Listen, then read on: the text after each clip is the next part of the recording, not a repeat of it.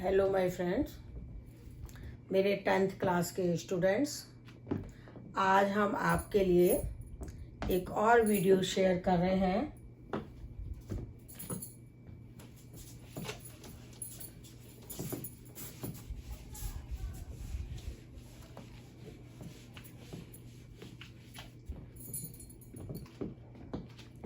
आज का हमारा टॉपिक है कोरोजन।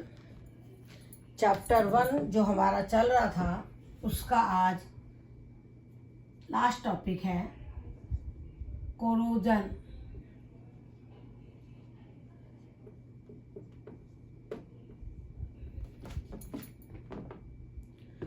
कोरोजन क्या है, इसको समझने से पहले हम आपको एक दो एग्जाम्पल बताएं। आपने देखा होगा कि जो लोहे के बर्तन हैं या लोहे की जैसे बाल्टी है या लोहे के ग्रिल हैं, लोहे की बिल्डिंग मटेरियल्स हैं या ब्रिजेज हैं, लोहे के ब्रिजेज या लोहे के किसी के घर दरवाजे हों या खिड़कियों के ग्रिल है, उनमें ब्राउन कोटिंग होती है। तो जो आयरन जो है, इसके ऊपर जो ब्राउन कोटिंग है वो कहलाती है रस्टिंग ऑफ आयरन। तो रस्टिंग ऑफ आयरन एक प्रकार का कोरोजन है, यानी जो मेटल को खा रहा है, मेटल को डैमेज कर रहा है। क्योंकि तुमने देखा होगा कोरोजन के कारण छेद हो जाते हैं। जैसे पुरानी लोहे की बाल्टी अगर घर पे कहीं रखी हो तो उसको बाहर ओपन में रख दो, मॉइस्चर के सामने, बरसात में वो भीग भी रही है, मॉइस्चर मिल रही है, एयर मिल रही है, तो आयरन की बाल्टी के ऊपर Fe2O3.XH2O Fe2O3.XH2O की कोटिंग हो जाती है। इस कोटिंग को तो कहते हैं रस्टिंग ऑफ आयरन, और इस कंपाउंड को हम कहेंगे रस्ट। जो ब्राउन कलर का कंपाउंड आयरन को ढक लेता है तो ये वो कहलाता है रस्ट। तो ये एक वेरी स्लो प्रोसेस है। तो कोरोजन एक प्रकार का मेटल को डैमेज करने वाला है, जिसको हम कहते हैं कैंसर ऑफ मेटल, यानी मेटल का कैंसर है। क्यों? क्योंकि मेटल को खा जाता है, मेटल को डैमेज करता है। तो कोरोजन की डेफिनेशन क्या बताओगे कि मेटल की सरफेस पर अनवांटेड मटेरियल की कोटिंग होना कोरोजन कहलाता है। अनवांटेड क्यों बोला? क्योंकि हमें इसकी जरूरत थोड़ी है। हमने तो लोहे की ग्रिल बनाई है, लोहे की बाल्टी ली है, लोहे का ब्रिज बनाया है, लेकिन उसके ऊपर इसकी कोटिंग हो गई। तो ये अनडिजायरेबल मटेरियल है, अनवांटेड मटेरियल है जो हमको चाहिए ही नहीं। तो इसकी कोटिंग होना कहलाता है कोरोजन, रस्टिंग ऑफ आयरन। इस तरह से कोरोजन के और एग्जाम्पल भी हैं। जैसे आप लोगों ने घरों में देखा होगा, आपकी मम्मियाँ बहनें चांदी की पायजेब पहनती हैं, सिल्वर की पायल। तो सिल्वर की जो पायल है, चांदी की जो पायजेब है, उनमें शाइनिंग होती है शुरू में, लेकिन जब लगातार काफ़ी टाइम तक हम उसको पहने रखते हैं तो उन पायल के ऊपर या चांदी के ऊपर काली कोटिंग हो जाती है, वो काली पड़ जाती है। तो चांदी के ऊपर काली कोटिंग जो है वो होती है Ag2S बनने के कारण। क्योंकि एयर में H2S गैस होती है, तो एयर में जो H2S है वो सिल्वर से रिएक्शन करके Ag2S बनाता है। तो Ag2S की काली कोटिंग हो जाती है सिल्वर के ऊपर, जिसको हम कहते हैं टर्निशिंग ऑफ सिल्वर। टर्निशिंग ऑफ सिल्वर, ये क्वेश्चन आता है कि टर्निशिंग ऑफ सिल्वर क्या है। और पहला एग्जाम्पल हमने बताया रस्टिंग ऑफ आयरन। ये दो एग्जाम्पल कोरोजन के वो हैं जो आप लोग खूब देखते हो। एक और एग्जाम्पल हम आपको बताते हैं। अगर आपने ध्यान दिया होगा, आपके घरों में एल्युमिनियम के यूटेंसिल्स होंगे। एल्युमिनियम के जो यूटेंसिल्स हैं वो जब हम नया यूटेंसिल बाजार से लाते हैं तो बड़ा अच्छा शाइनिंग वाला होता है, लेकिन कुछ टाइम तक अगर हम उसको यूज कर लेते हैं, एल्युमिनियम के कंटेनर को या यूटेंसिल को काफ़ी टाइम तक हम यूज करते हैं तो उसकी सरफेस डल हो जाती है। क्यों? क्योंकि उसके ऊपर प्रोटेक्टिव कोटिंग हो जाती है। प्रोटेक्टिव कोटिंग किसकी होती है? Al2O3 की। क्यों? क्योंकि एल्युमिनियम एयर की ऑक्सीजन से रिएक्शन करके Al2O3 बनाता है, वो एल्युमिनियम के बर्तनों को ढक लेता है। उससे क्या होता है, एल्युमिनियम के कंटेनर जो होते हैं वो डल हो जाते हैं, शाइनिंग खत्म हो जाती है। तो ये भी एक एग्जाम्पल है कोरोजन का, एल्युमिनियम के कंटेनर्स का। तुमने देखा होगा घरों में एग्जाम्पल।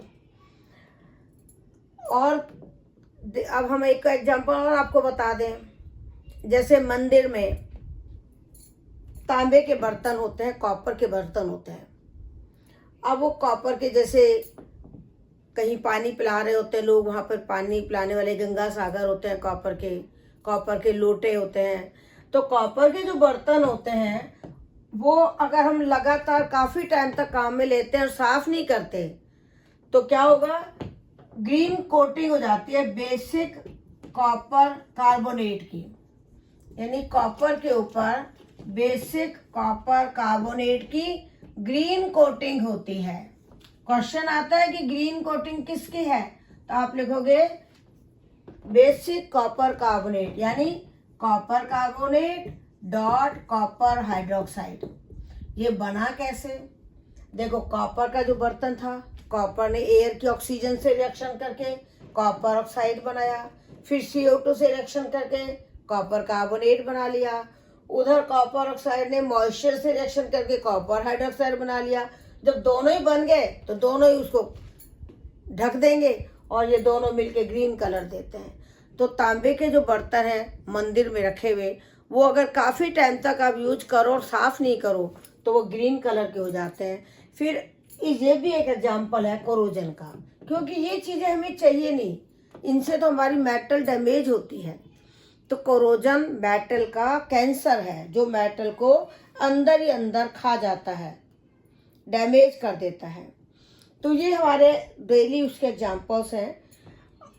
इस एल्युमिनियम वाले के ऊपर एक क्वेश्चन याद आया कि क्वेश्चन आता है कि कंसंट्रेट HNO3 को स्टोर करने के लिए एल्युमिनियम का बर्तन क्यों काम में लेते हैं, क्योंकि कंसंट्रेट HNO3 ऑक्सीडाइजिंग एजेंट है, वो एल्युमिनियम को ऑक्सीडाइज करके Al2O3 बनाता है, तो उससे एल्युमिनियम की सरफेस ढक जाती है, तो वो लेस रिएक्टिव हो जाता है।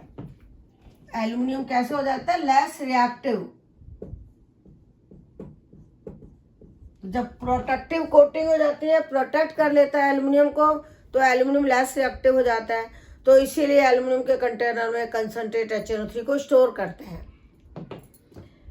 कॉपर कार्बोनेट वाला, इसके ऊपर एक क्वेश्चन आया हुआ है कि जो कॉपर के कंटेनर्स हैं उनके ऊपर ग्रीन कोटिंग किसकी होती है, तो आप लिखोगे बेसिक कॉपर कार्बोनेट की। फिर बेसिक कॉपर कार्बोनेट का फॉर्मूला पूछ सकते हैं। फिर ये भी पूछते हैं कि इसको रिमूव कैसे करते हैं। तो कॉपर के जो बर्तन हैं उनको अगर हम नींबू से रगड़ के रब करते हैं तो नींबू में होता है सिट्रिक एसिड और ये है बेसिक कॉपर कार्बोनेट। तो वो जो नींबू है उसकी इससे रिएक्शन हो जाती है, तो इसलिए ये हट जाता है। तो इस बेसिक कॉपर कार्बोनेट को तो हटाने के लिए हम नींबू से साफ करेंगे। Ag2S को हटाने के लिए काली पर जो पायल काली हो जाती है चांदी की, उसको साफ करने के लिए कॉलगेट यूज कर सकते हो, या जो शैम्पू है शैम्पू में उसको भिगो के उसको रब करो तो ये कोटिंग हट जाती है। आयरन के ऊपर जो ये रस्टिंग है, रस्ट की कोटिंग को अगर हम सैंड पेपर से हटा सकते हैं, लेकिन अल्टीमेटली तो मेटल डैमेज ही होती है, नष्ट होती है। अब कोरोजन को रोकने के लिए हम क्या उपाय कर सकते हैं, एक तो अपने जो लोहे के कंटेनर हैं उनको मॉइस्चर से दूर रखो। खिड़कियों में ग्रिल होती है, उसको मॉइस्चर से कैसे दूर करें, बरसात से कैसे बचाएं। बरसात होती है तो तुमने देखा होगा, इसीलिए खिड़कियों में ऊपर छज्जे निकले होते हैं बाहर की तरफ, ताकि एयर की वो रेन होती है तो रेन की बौछार ग्रिल पे ना लगे। तो लोहे की चीज़ों को आप मॉइस्चर से दूर रख के बचा सकते हो। या अंडरग्राउंड जो फिटिंग होती है उसमें लोहे को Mg जो मोर रिएक्टिव मेटल है उसके साथ कनेक्ट कर सकते हो, क्योंकि अगर हमने आयरन को मैग्नीशियम से कनेक्ट किया तो एक इलेक्ट्रोकेमिकल सेल जैसे की वो प्रोसेस होगी, मैग्नीशियम का ऑक्सीडेशन होगा, आयरन का ऑक्सीडेशन रुक जाएगा, तो आयरन उस समय कैथोड का काम करता है, तो इसको कैथोडिक प्रोटेक्शन भी कहते हैं। जब Mg के साथ कनेक्ट करते हैं तो इस प्रोसेस का नाम है कैथोडिक प्रोटेक्शन। क्यों? क्योंकि आयरन को हम कैथोड बना देते हैं, जिससे कैथोड का ऑक्सीडेशन नहीं होता। या ये भी कर सकते हैं कि जो आयरन के आर्टिकल्स हैं उनके ऊपर जिंक की कोटिंग कर दो, जिसको बोलते हैं गैल्वेनाइजेशन। जिंक की कोटिंग करने को क्या बोलते हैं? गैल्वेनाइजेशन। ये छोटे क्वेश्चन बनते हैं, एग्जाम में आते हैं कि गैल्वेनाइजेशन क्या है, तो आप लिखोगे आयरन के ऊपर जिंक की कोटिंग, ताकि आयरन का कोरोजन नहीं हो। इसके अलावा आयरन को आप स्टील के रूप में यूज करो। आजकल स्टील के बर्तनों का काफ़ी प्रचलन चल गया है, घरों में स्टील के बर्तन यूज हो रहे हैं। तो स्टील के बर्तनों को सालों तक यूज करते रहो, उसमें कोई रस्टिंग नहीं होती, रस्ट नहीं लगता, वो डैमेज नहीं होते। तो आयरन को स्टील के रूप में यूज कर लो, मॉइस्चर से दूर रखो।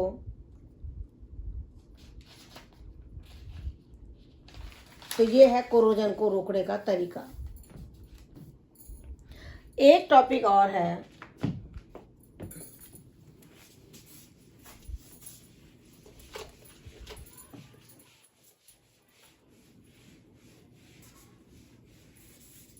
रेंसिडिटी।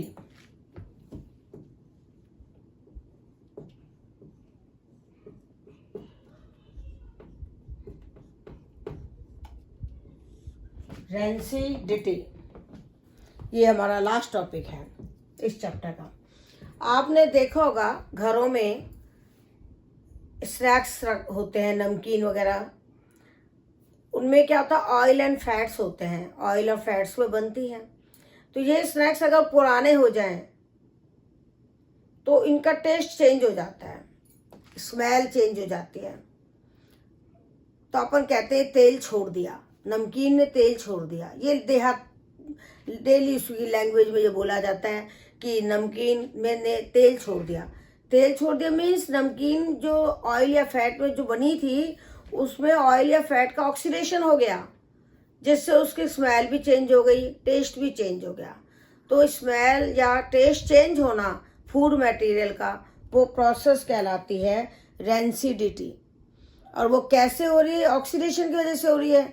तो अगर हम उसको बचाना चाहें कि ये ना हो, तो उसको बचाने के लिए हम क्या करते हैं? जब भी ये चीज़ें बनाते हैं, चिप्स हैं, नमकीन है, स्नैक्स है, तो ये जब पैकेट्स में डाले जाते हैं तो एक तो इनमें एंटीऑक्सीडेंट यूज करते हैं, जिनको कहते हैं फूड प्रिजर्वेटिव।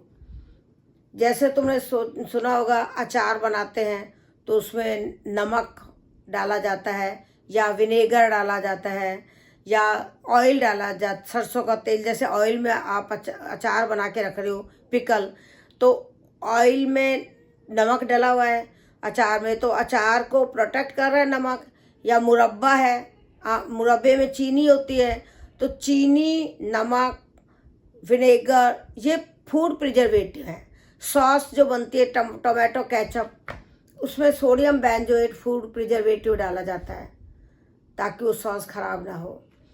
तो फूड को ऑक्सीडेशन से रोकने के लिए ये प्रोसेस काम में लिए जाते हैं कि एक तो फूड प्रिजर्वेटिव डालते हैं, एंटीऑक्सीडेंट डालते हैं जिससे ऑक्सीडेशन ना हो। दूसरा तरीका है कि आप सामान को फ्रिज में या फ्रीजर में रख दो। फ्रिज या फ्रीजर में लो टेम्परेचर होता है तो ऑक्सीडेशन की बहुत स्लो रेट होगी, तो खराब नहीं होगा खाना।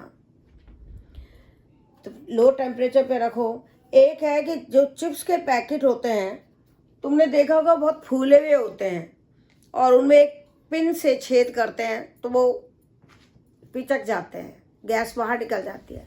तो जो चिप्स के पैकेट हैं उनके अंदर नाइट्रोजन गैस भरी जाती है। नाइट्रोजन गैस इनर्ट होती है, तो उस इनर्ट गैस के कारण फूड मटेरियल का ऑक्सीडेशन नहीं हो पाता, तो फूड मटेरियल का टेस्ट चेंज नहीं होता। तो आप कोई भी तरीका आप यूज कर सकते हो। घरों में तो लो टेम्परेचर पे रख दो, फ्रिज में या फ्रीजर में, जो भी चाहे फ्रूट्स हैं उनका भी ऑक्सीडेशन हो जाता है। तो लो टेम्परेचर पे रखो। चिप्स वगैरह के पैकेट में नाइट्रोजन गैस भरी जाती है। जो अचार मुरब्बा बनाते हैं उनमें नमक डाला जाता है, चीनी डाली जाती है, और सॉस वगैरह में सोडियम बेंजोएट डाला जाता है, फूड प्रिजर्वेटिव है। या कोई एंटीऑक्सीडेंट डाल दिए जाते हैं। तुम कोई भी सामान अगर खाने का लाते हो तो उसमें देखो, उसमें इंग्रेडिएंट लिखे होते हैं कि क्या क्या डला हुआ है, तो वो उस खाने को, स्नैक्स को ख़राब होने से बचाता है। तो ये है रेंसिडिटी। तो आज हमारे 2 टॉपिक हमने किए हैं, रेंसिडिटी और कोरोजन। इसको आप पढ़ के देखना, कोई प्रॉब्लम हो तो कमेंट में लिखना।